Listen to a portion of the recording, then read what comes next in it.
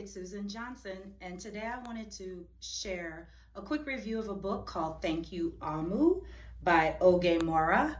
This was last year's Read for the Record, 2019, and I really enjoyed sharing this book with my students. They loved it as well.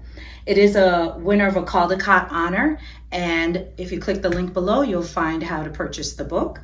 I really enjoyed this book because it talks about the great spirit of sharing and also being thankful for that.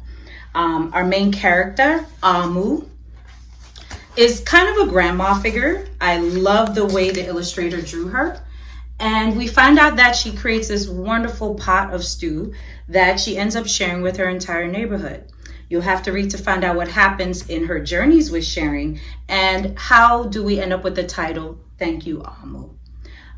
It's a great book for children, families, and as the year closes for 2019, we go into 2020, I want there to be a spirit of sharing and being grateful. The author really captures that in this book, and I hope that for 2020 and beyond, you capture it as well.